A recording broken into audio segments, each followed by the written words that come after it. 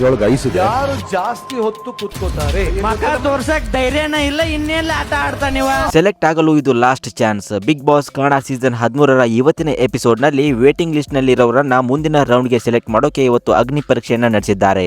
13 ಜನ waiting list ಅಲ್ಲಿ ಇದ್ದಾರೆ.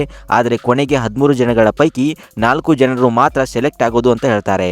13 ಕಂಟೆಸ್ಟೆಂಟ್ಸ್ ವೇಟಿಂಗ್ ಲಿಸ್ಟ್ ಅಲ್ಲಿ ಇದ್ದಾರೆ. 4 ಜನ ಸೆಲೆಕ್ಟ್ ಆಗೋದು. ನಂತರ ಶ್ರುತಿ ಅವರು ಹೇಳ್ತಾರೆ, ಇಬ್ಬಿಬ್ಬರಂತೆ ಆಟವನ್ನ ಆಡಿಸ್ತೇವೆ, ಅದರಲ್ಲಿ ಯಾರು ಎದುರಾಳಿಯನ್ನ ಸೋಲಿಸ್ತಾರೆ ಅವರನ್ನ ನಾವು ಸೆಲೆಕ್ಟ್ ಮಾಡ್ತೀವಿ ಅಂತ ಹೇಳ್ತಾರೆ.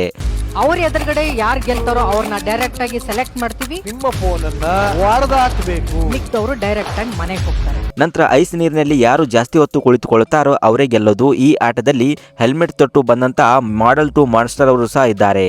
ಯಾರು ಜಾಸ್ತಿ ಹೊತ್ತು ಕೂತ್ಕೋತಾರೆ ಮಕ ತೋರ್ಸಕ್ ಧೈರ್ಯನ ಇಲ್ಲ, ಇನ್ನೆಲ್ಲ ಆಟ ಆಡ್ತಾ ನೀವ. ನಂತರ ನಿಮ್ಮ ಕೈಯಲ್ಲಿ ಆಗದೆ ಇದ್ರೆ ದಯವಿಟ್ಟು ಎದ್ದೇಳಿ ಅಂತ ನಿರಂಜನ್ ದೇಶಪಾಂಡೆ ಹೇಳ್ತಾರೆ.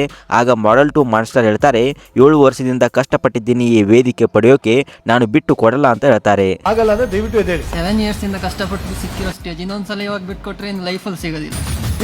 ಇದರ ಬಗ್ಗೆ ನಿಮ್ಮ ಅನಿಸಿಕೆಯನ್ನ ಕಮೆಂಟ್ ಮಾಡಿ. ಹಾಗೆ ದಯವಿಟ್ಟು ಈ ವಿಡಿಯೋನ ಲೈಕ್ ಮಾಡಿ ನಿಮಗೆ ಇಷ್ಟವಾದರೆ ಮಾತ್ರ.